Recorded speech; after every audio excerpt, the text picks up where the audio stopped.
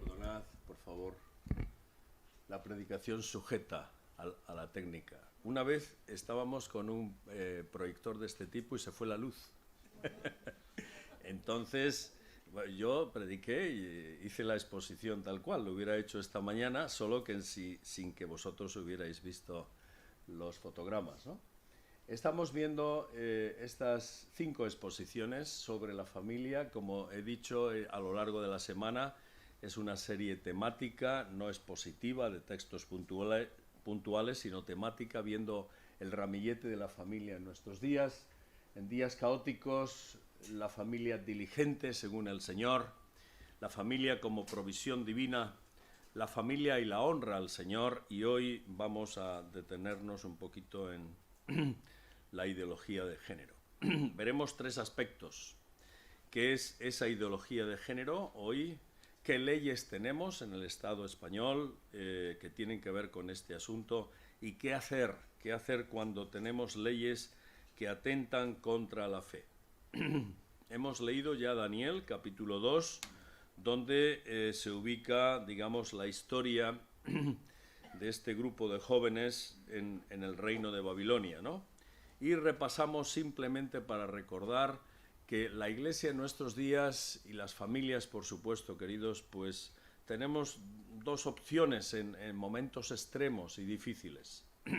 O seguir la corriente de nuestro entorno y dejarnos llevar y llegar a una indiferencia, a una apostasía en cuanto a la fe, o guardar la palabra del Señor y no negar su nombre. Esto lo hemos visto esta semana.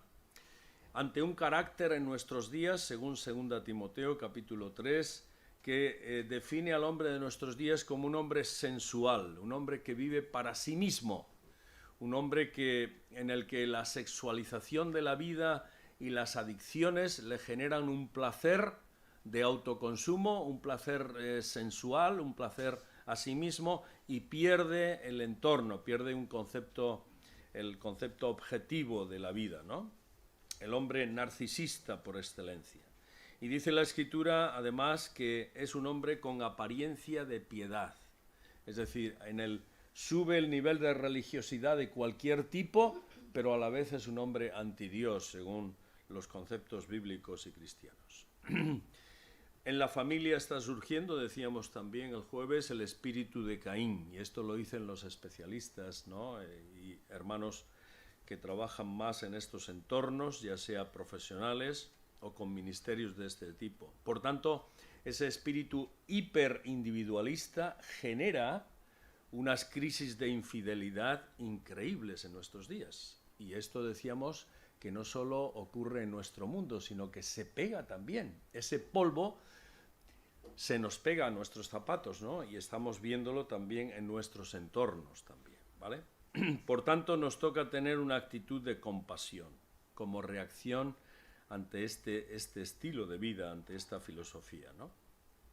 Como familias del Señor, somos llamados por la Escritura a enseñar en nuestros hogares a amar al Señor, enseñar la importancia que tienen las convicciones y las prioridades bíblicas.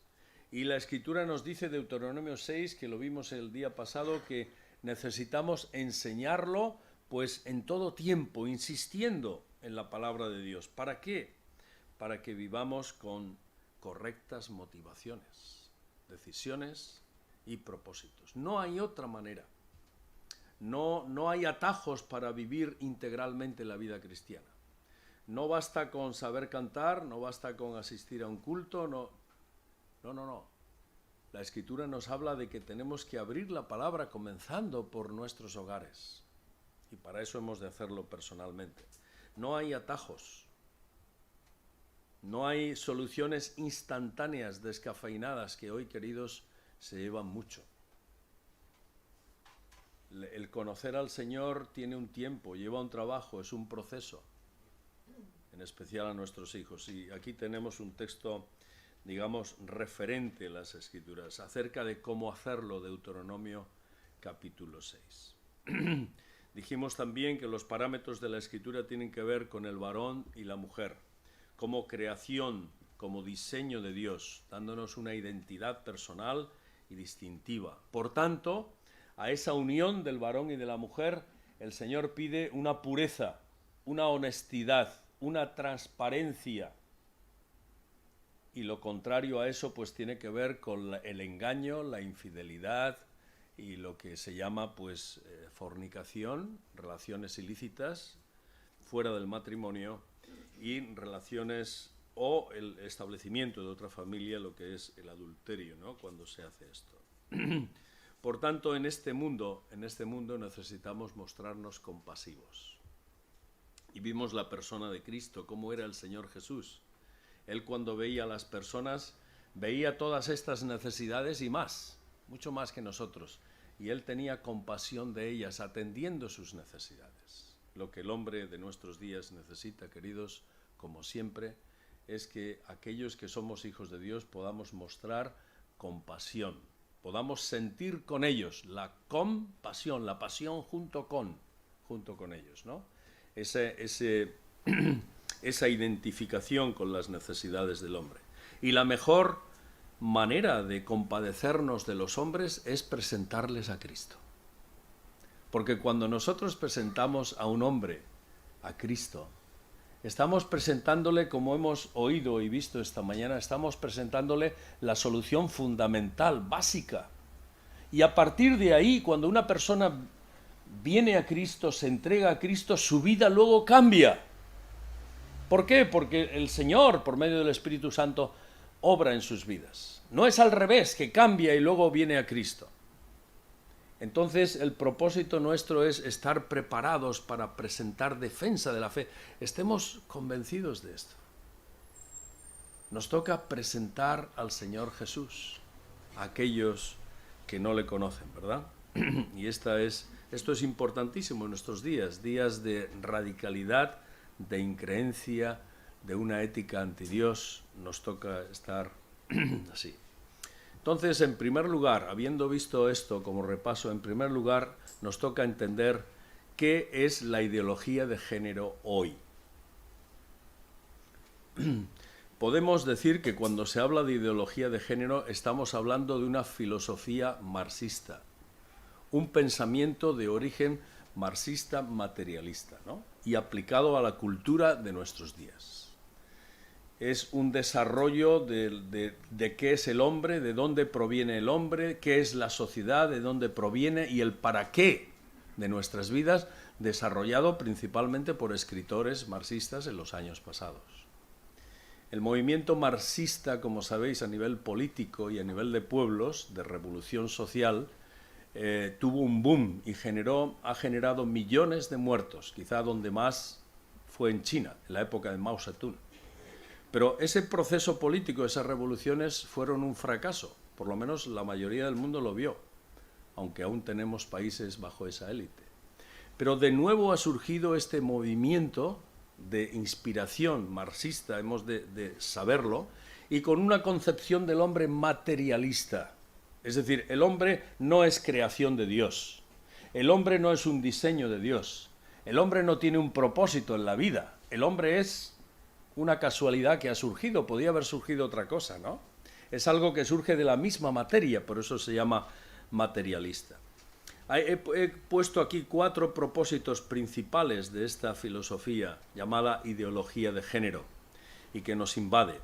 Una es, por supuesto, al ser una filosofía materialista que no cuenta con Dios, evidentemente, es liberar al ser humano de las limitaciones biológicas que tiene, de su conformación biológica. Una segunda es conseguir la desaparición de la familia natural, porque se entiende que el sistema familiar es opresor, y eso hay que despejarlo del panorama. Abolir la cultura judeocristiana, especialmente la ideología de género se enfoca en nuestra cultura de trasfondo judeocristiano, porque se dice que esa ética y esos valores son obsoletos, además de ser opresores, ¿no? Y a la vez imponer una sociedad igualitaria. Igual que en los años pasados, a principios del siglo XX, pues se quiso imponer una sociedad a través de un régimen político igualitario, lo cual ha sido un fracaso. Ahora se quiere trabajar a través de la persona para conseguir de nuevo una igualdad, pero uniforme en este sentido. Entonces podríamos decir, y hemos de entenderlo los creyentes, que es un marxismo a la moderna, la ideología de género. Es la filosofía, el pensamiento marxista puesto al día de hoy. Pero ahora ya no va enfocado a derribar a un gobierno, ahora va enfocado a derribar al hombre como persona. Vamos a transformar al hombre. Aquel pensamiento, ¿no?, marxista del hombre nuevo.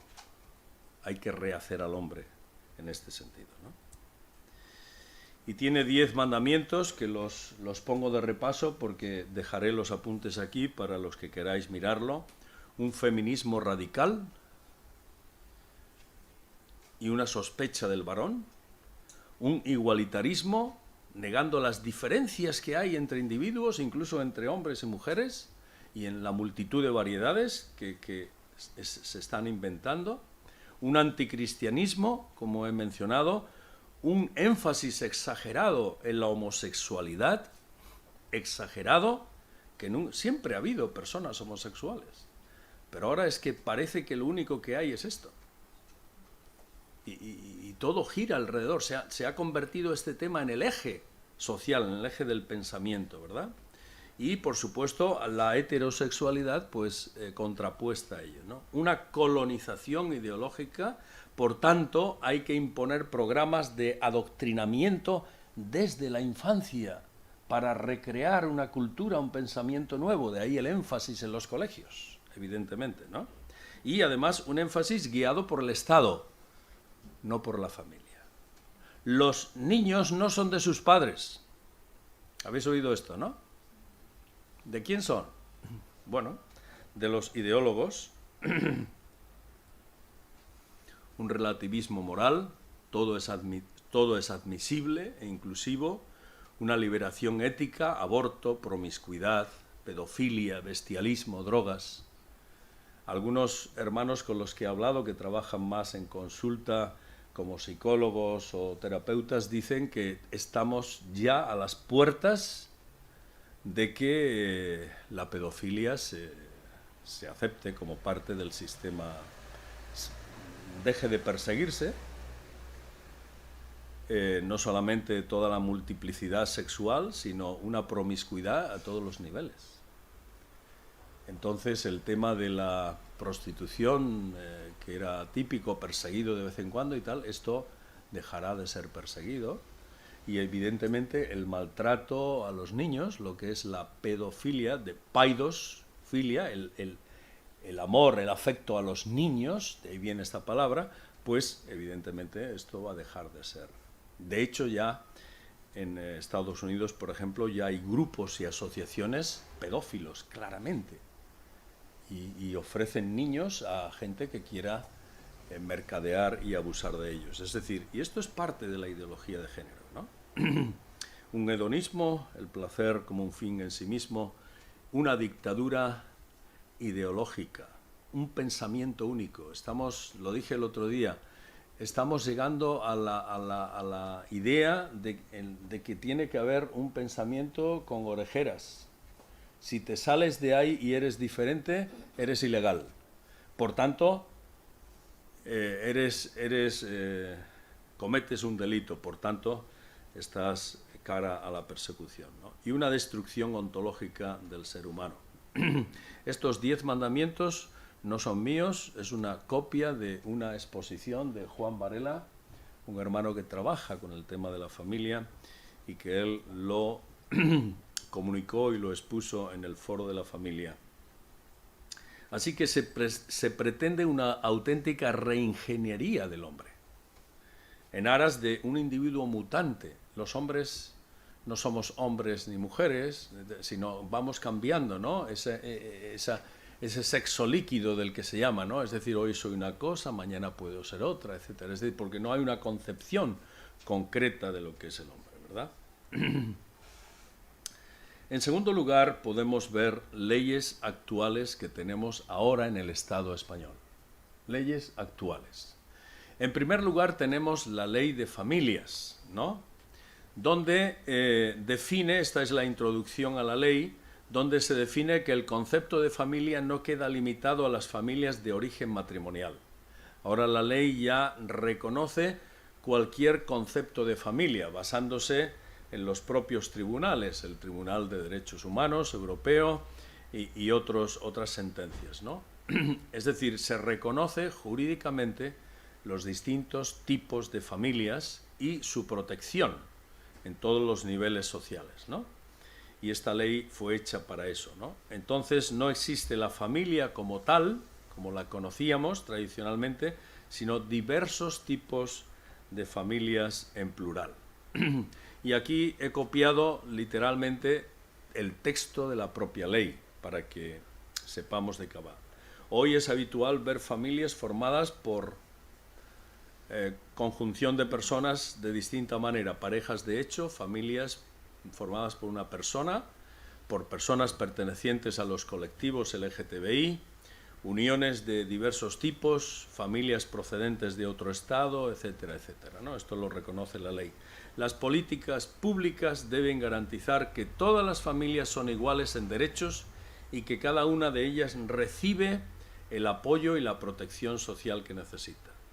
A efectos de esta ley, se considera como familia la derivada del matrimonio o, fijaos, es el texto de la ley, o de la convivencia estable en pareja, o de la filiación y las familias formadas por un progenitor solo con sus descendientes. Es decir, cualquier asociación de personas que de una forma estable conviven, pues legalmente son considerados una familia. Y aquí hay, pues ahora se define los distintos tipos de unidades familiares que la ley reconoce, ¿no? Y evidentemente pues están incluidas las personas LGTBI como parte del sistema. Igualdad de trato y oportunidades para todos ellos. Esta ley tiene por finalidad promover, garantizar el derecho a la igualdad real y efectiva de las personas lesbianas, gays, trans, bisexuales e intersexuales, así como de sus familias, ¿no? Entonces, evidentemente, pues se definen los conceptos de intersexualidad, orientación sexual y las definiciones correspondientes. ¿Qué es una identidad sexual?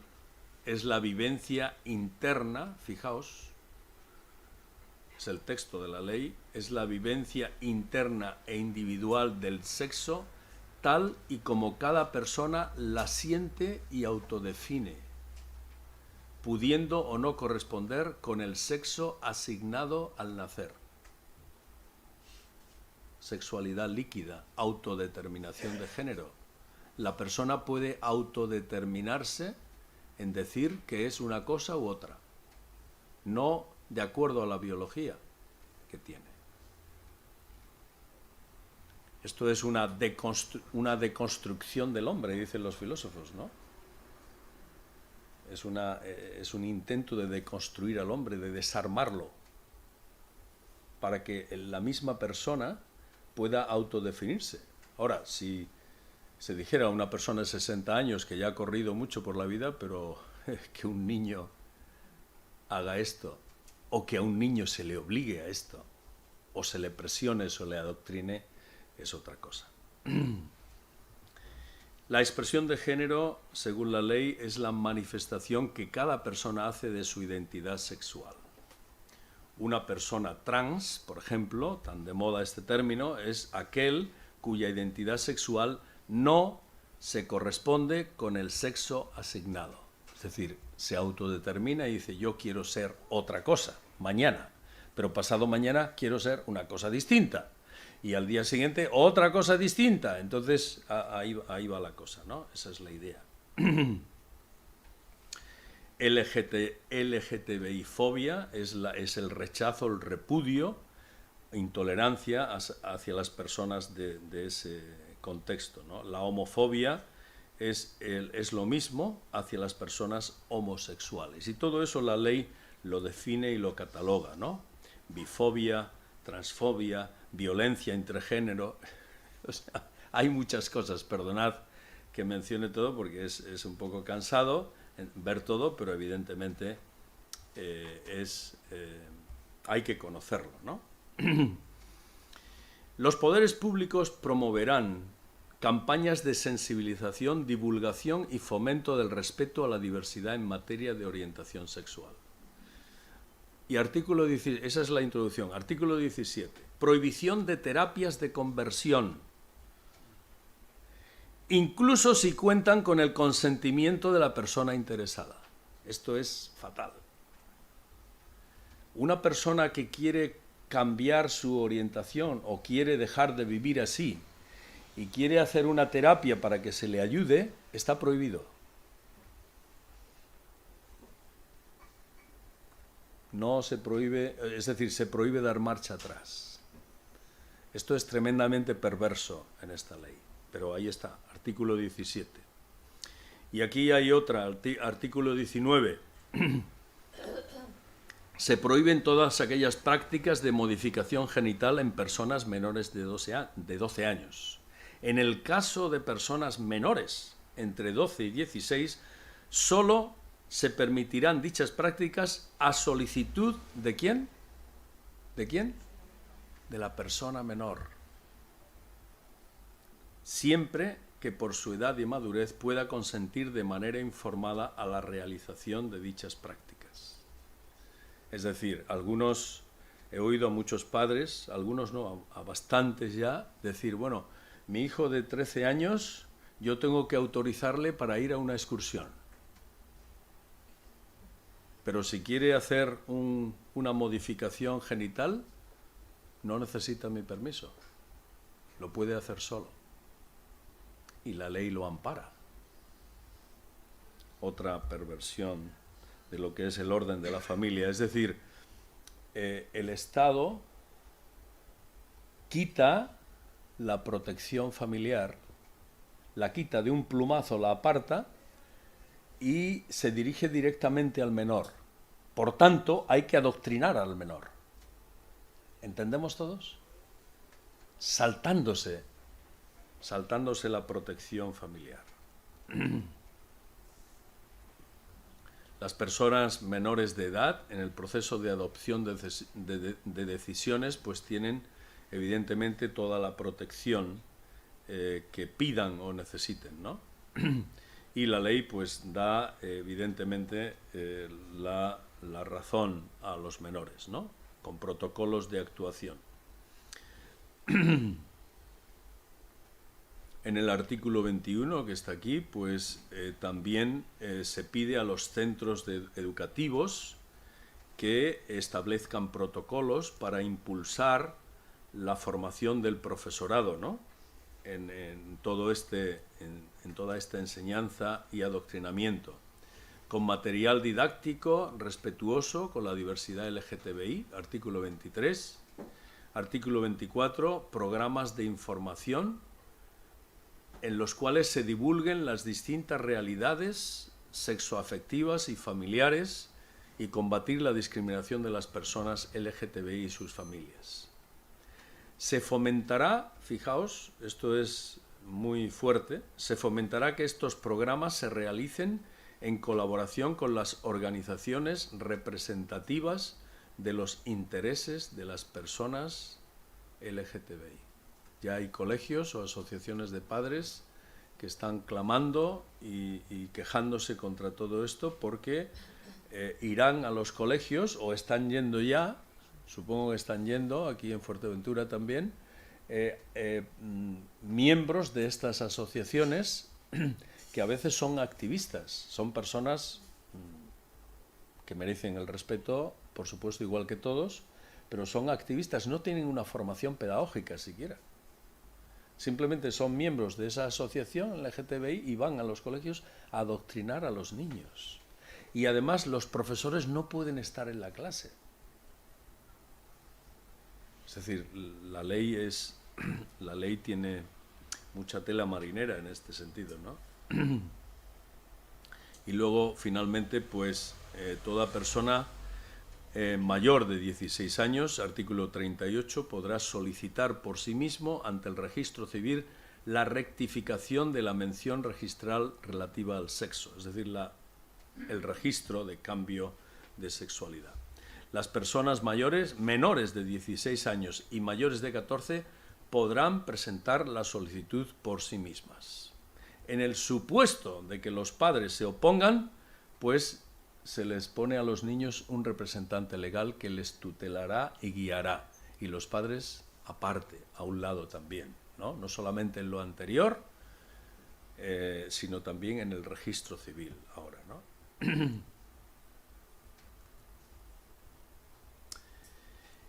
Aquí he escrito algunas consideraciones de la Alianza Evangélica en España en cuanto a la ley trans, ¿no? Diciendo en primer lugar, la Alianza declara que esta propuesta y esta ley pues ignora la ciencia y la medicina, ¿no? De hecho, fueron al Parlamento pues especialistas de diversos tipos, aquí lo menciono, pues médicos, endocrinos, psicólogos, psiquiatras, profesores de Derecho, Filosofía, expertos en bioética, etcétera, presentaron los pormenores, los problemas que tendría esta ley y evidentemente no fueron escuchados. Es decir, ha habido una imposición sobre la salida de esta ley sin tener en cuenta a aquellos que son especialistas, conocedores de las personas, sobre todo con problemas familiares y personales, ¿no? Estamos, lo que decíamos anteayer, estamos bajo un totalitarismo ideológico en nuestros días. Y nosotros, los hijos de Dios, los creyentes, queridos, amados, hemos de discernir estas cosas. Vivimos en un momento peligroso, socialmente hablando, bajo una imposición de pensamiento único y que nos impone estas cosas a las cuales se nos pide que nos sometamos, ¿verdad? Aquí hay más sobre la filosofía queer, que es esa filosofía que rechaza todo tipo de catalogación. La persona no es como se dice que es, ni la persona puede ser cualquier cosa, ¿no? El término queer está en esa línea de las identidades sexuales y no da tiempo a mirarlo. Luego está la ley del solo sí es sí, ¿verdad? Donde evidentemente esa ley que ha mencionado tanto la prensa y que tiene que ver con la violencia sexual, que en muchas cosas la ley pues tiene razón por el hecho de respetar el entorno de la persona y su privacidad, y evidentemente tendríamos que mirarla, pero la menciono aquí, pero no nos da tiempo tampoco a hacerlo, ¿no?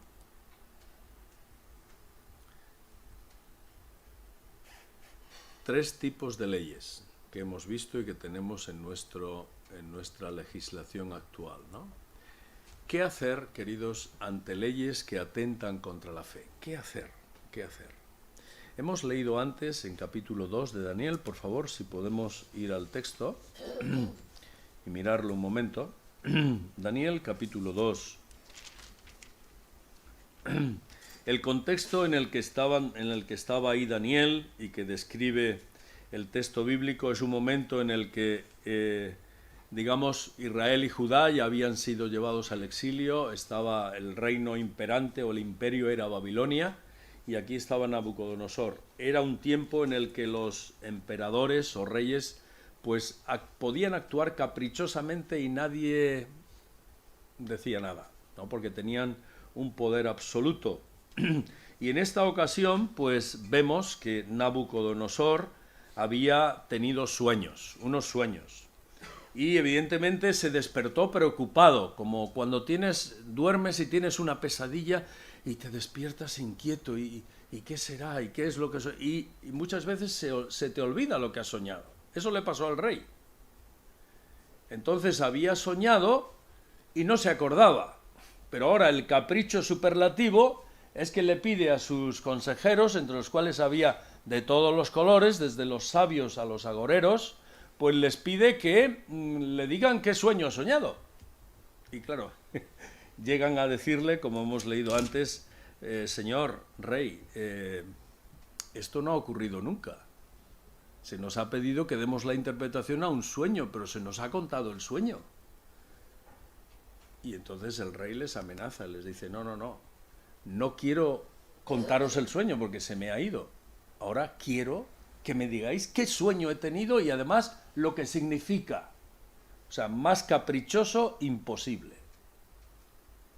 Y en esa situación, ahí estaba Daniel con sus compañeros, estaban en la corte, posiblemente ellos eran parte de las familias reales de Israel, y por eso estaban en ese entorno protegido, educados y guardados de esa forma, eran jóvenes, y entonces le llega la noticia a Daniel de que el rey ha ordenado pues matar a todos.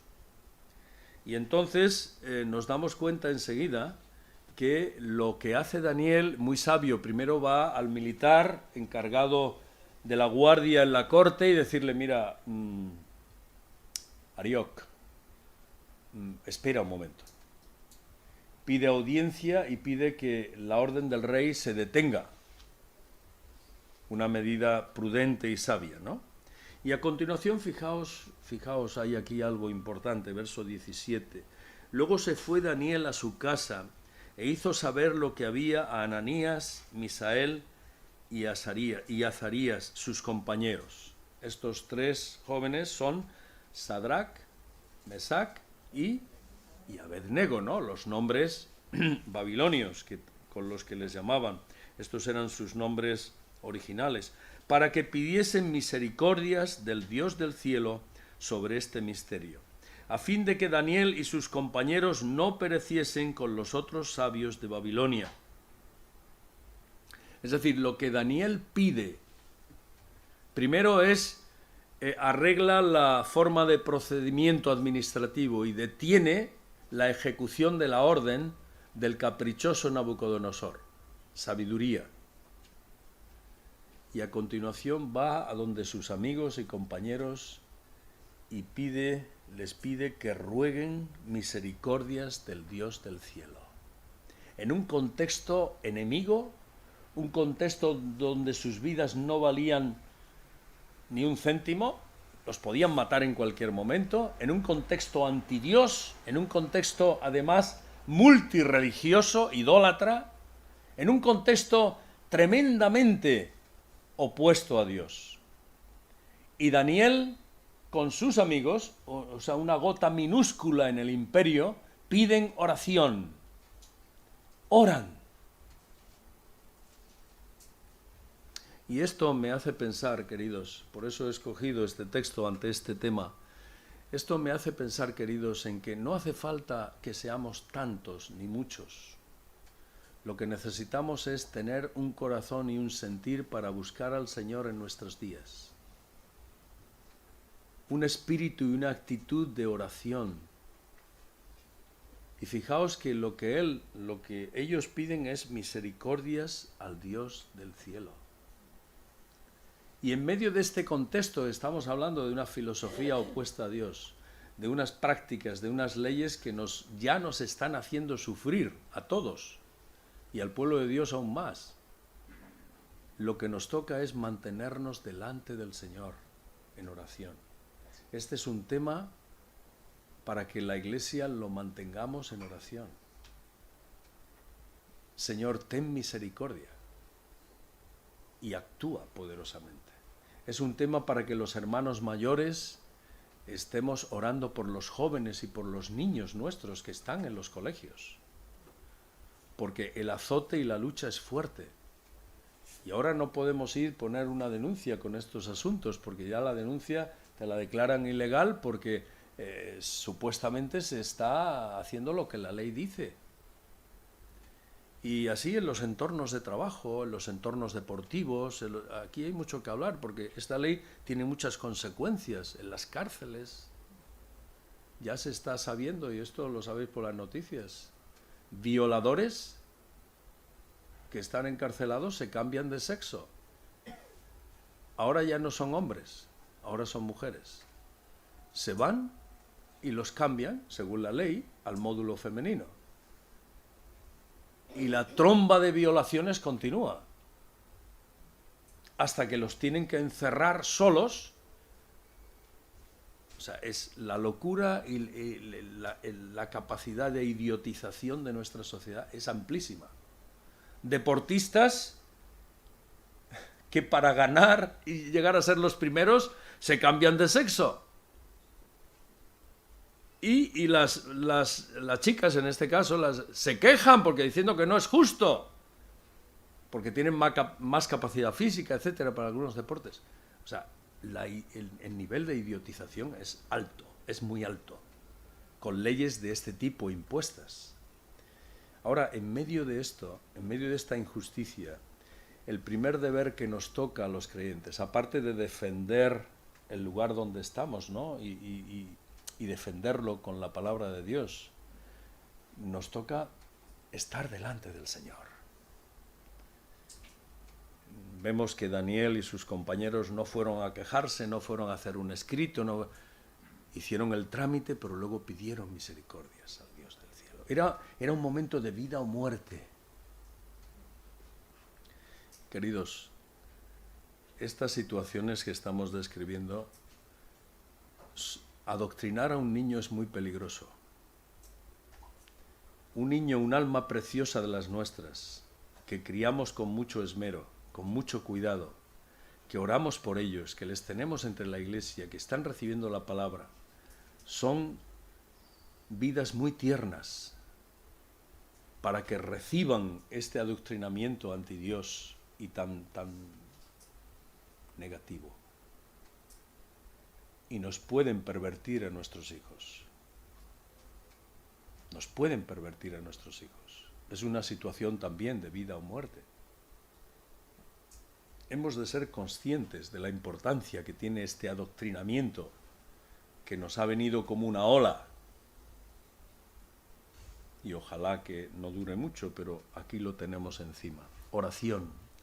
Y lo que hace el Señor, fijaos, verso 19, es que el secreto de aquel sueño fue revelado a Daniel en visión de noche.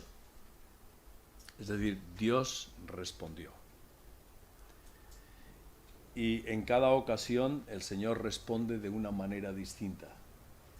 En cada situación, en cada tiempo el Señor, pero siempre responde a nuestra oración. Si es una oración confiada, es una oración que depende del Señor, es una oración que clama por misericordia, Dios responde. Y son momentos en los que nos toca clamar para ver la respuesta de Dios. Porque la lucha principalmente no es contra sangre y carne, sino es contra poderes espirituales. Y solo la ganamos en oración. Y de esto hemos de estar convencidos en el hogar, en nuestro tiempo devocional personal, en los tiempos de oración de la iglesia, cuando los jóvenes os juntáis, clamar al Señor que tenga misericordia de nosotros y también que pueda cambiar esta situación, porque la tormenta es fuerte. Visitando las iglesias, estando con los hermanos, hay padres aterrados, no saben qué hacer, si irse al Polo Norte, llevar a sus hijos a algún sitio especial, porque tienen que estar cada día pendientes de este adoctrinamiento. Y no es fácil, no es nada fácil. La respuesta divina del Señor, versos 19 en adelante, es que Dios obra. Y Daniel, verso 20, habló y dijo: sea bendito el nombre de Dios de siglos en siglos, porque suyos son el poder y la sabiduría. Él muda los tiempos y las edades, quita reyes y pone reyes, da la sabiduría a los sabios y la ciencia a los entendidos. Él revela lo profundo y lo escondido, conoce lo que está en tinieblas y con él mora la luz. Daniel, un joven, en el filo de la muerte ve la misericordia de Dios. Y él lo que hace, la respuesta que da, es bendecir el nombre de Dios, porque se da cuenta que aunque ellos están en esa situación de esclavos en la corte de Babilonia, porque se lo merecían, Israel hizo méritos suficientes para eso y para más. Y a pesar de eso, Dios tuvo misericordia de ellos. Para ellos era algo increíble que Dios tuviera misericordia de ellos. Al igual que Esdras, cuando años después vuelve, y Nehemías, para ellos era increíble que Dios tuviera misericordia de ellos a pesar de lo que habían hecho. Pero Dios es así. Cuando nos arrepentimos, reconocemos nuestros errores y nuestro pecado, Dios responde y tiene misericordia. Y es cierto que la iglesia del Señor, en términos generales, no está dando el do de pecho en nuestros días. No está dando la nota que el Señor espera de nosotros. No la estamos dando. Mucho acobardamiento, mucho ritualismo, mucho conformismo, mucho callar y poco testimonio de Cristo, eficaz. A pesar de eso, reconozcamos nuestras debilidades, nuestra incapacidad y pidamos perdón al Señor. Porque muchas veces no hemos testificado cuando debiéramos haberlo hecho. Muchas veces no nos hemos comportado como debiéramos comportarnos. No solamente en este tiempo de oír al Señor, sino en el lunes, el martes, el miércoles. Si reconocemos esto y estamos delante de Dios, Él tiene misericordia de nosotros y escucha nuestras oraciones. Y para eso estamos aquí, para recordar quién es Dios. Porque nosotros ya sabemos cómo somos. Dice verso 21, Daniel, Él muda los tiempos y las edades. Él puede quitar reyes, gobiernos, presidentes del gobierno, parlamentos. Él puede traer cambios y sabe cómo hacerlo. Él sabe cómo hacerlo. Confiemos en el Señor, porque Él tiene el poder y la capacidad. Verso 23 me encanta, siempre me encantó. Este piropo de Daniel al Señor. A ti, oh Dios de mis padres. Daniel seguramente sabía que sus padres o sus abuelos habían sido infieles, posiblemente, al Señor. Pero él seguía reconociendo al Dios de sus padres. Te doy gracias y te alabo, porque me has dado sabiduría y fuerza. Él era como un tizón rescatado del fuego y reconocía al Dios de sus padres. Nos toca lo mismo en nuestros días.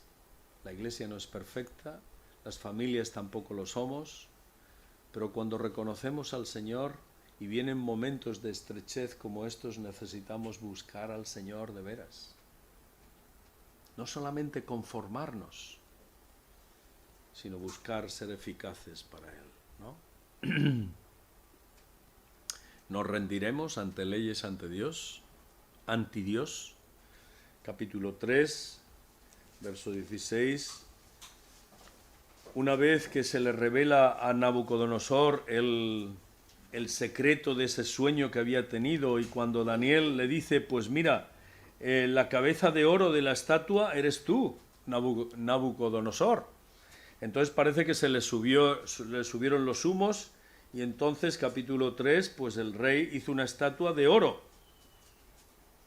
cuya altura era pues como 30 metros y su anchura de 6 codos, unos 3 metros, 30 por 3 aproximadamente, y tal. Y entonces se manda en esa estatua, pues que se hace una fiesta, una concentración nacional en el imperio, y se pide que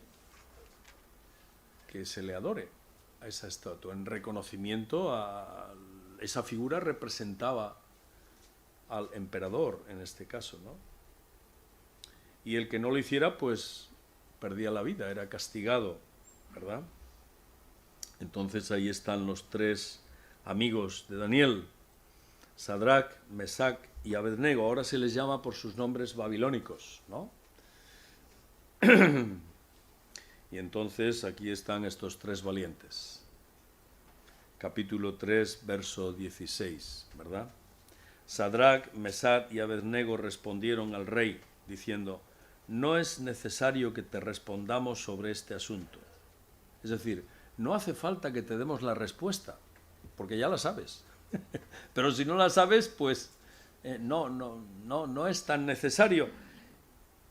He aquí nuestro Dios, a quien servimos, puede librarnos del horno de fuego ardiendo. Y de tu mano, oh rey, nos librará. Es decir, estos chicos, amigos de Daniel, tenían la confianza y la esperanza, la firmeza de que Dios estaba con ellos. Lo acababan de ver en la etapa anterior, cuando le fue revelado el sueño a Daniel, ¿no? Y esta historia tan bonita que ya enseñamos a los niños en la escuela dominical, ¿no? La valentía de Daniel y sus amigos.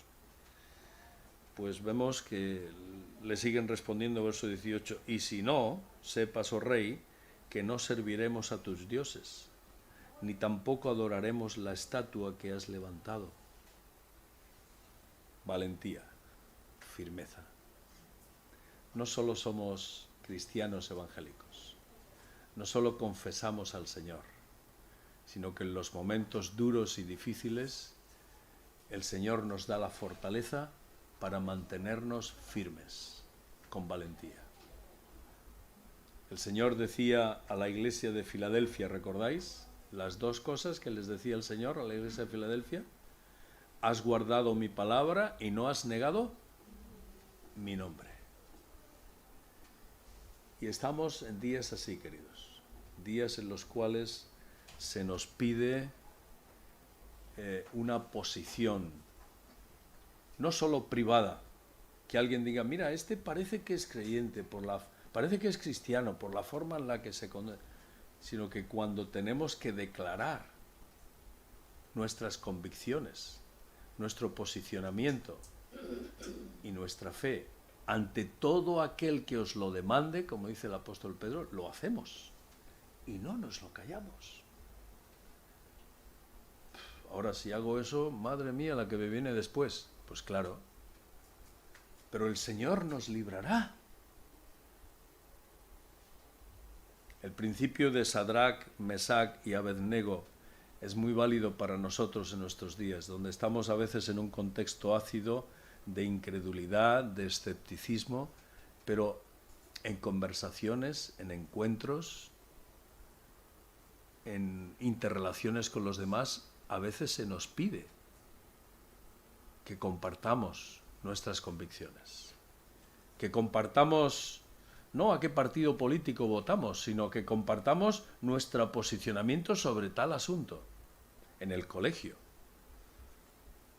en el instituto, con los padres del colegio, de la AMPA, con los vecinos, es decir, hay muchas ocasiones, con los compañeros en el trabajo. No te calles, mantente firme, eso sí, haciéndolo con sabiduría, pidiendo sabiduría al Señor, porque estamos en momentos difíciles y evidentemente luego el Señor nos va a dar la fortaleza para perseverar. Nuestro Dios nos librará, y si no nos libra, que sepas que tampoco lo haremos. Es decir, ellos se expusieron a lo que Dios haría en su misericordia, ¿verdad? ¿Es justo entonces obedecer a las leyes que van contra la fe? La ley del aborto, la ley del divorcio, son leyes pasivas en el sentido de que si yo no quiero abortar, no se me lleva a la cárcel. Si yo no quiero divorciarme, tampoco se me lleva a la cárcel. Pero estas leyes ya son agresivas, son fruto de un laicismo agresivo. Ya se nos pide que vivamos de una manera y enseñemos y hagamos ciertas cosas. Cuando perseguían a los hermanos en la iglesia primitiva, a los apóstoles, y el concilio religioso les obligaba y les presionaba, y llegó un momento en que le dijeron: no habléis de Jesús, no habléis, recordáis, Hechos capítulo 4, no habléis. Y ellos seguían hablando, les encarcelan, les amenazan, les azotan, y llega un momento en que les dicen: a ver, considerad vosotros si es justo que obedezcamos a vosotros antes que a Dios. Hechos capítulo 4, verso 18 y 20. Y estamos en la misma situación en nuestros días. Nuestro Dios es soberano, nos toca depender de Él, queridos, nos toca estar en comunión con Él. En segundo lugar, no nos toca rendirnos ante leyes y normativas anti Dios, sino mantenernos firmes y valientes, firmeza en la fe y en nuestras convicciones, y hacerlo públicamente si es necesario, no solo en privado, sino públicamente, si se nos pide y se nos ofrece la ocasión. Y en tercer lugar, somos llamados a obedecer al Señor, somos deudores al Señor, que ha dado su vida por nosotros, antes que a normativas, leyes y éticas anti Dios y que además nos arruinarían, ¿no? Que el Señor nos ayude, nos fortalezca, que nos dé un corazón para estar en comunión con Él, queridos. Aquí dejo, porque no da tiempo evidentemente, pero sugiero que los jóvenes quizá podríais, en los encuentros que tenéis, aquí está la presentación que queda aquí en el ordenador, quizá podríais tener en algún momento este tema, tratarlo si no lo habéis hecho, y tener algún coloquio para reflexionar sobre este tema, ¿no?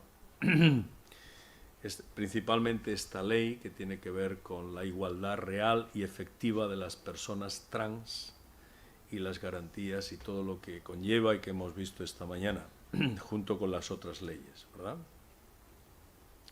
Y aquí hay diversos temas para ir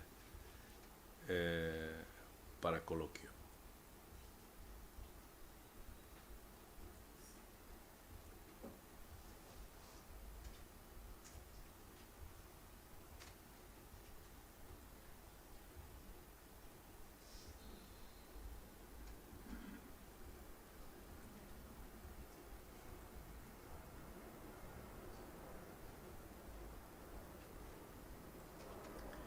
Así que ese es el esquema que hemos visto hoy.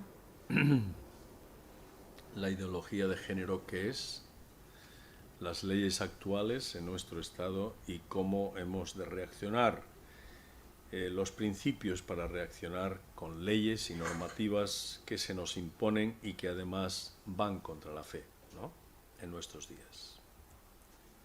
Con esto acabamos, queridos, esta serie que comenzamos en La Orotava, en Tenerife, con la familia en los días caóticos y como familia diligente en el Señor, que nos toca ser, y las últimas tres que hemos tenido aquí entre vosotros: la familia como la provisión divina, la familia y la honra al Señor, y también la ideología de género.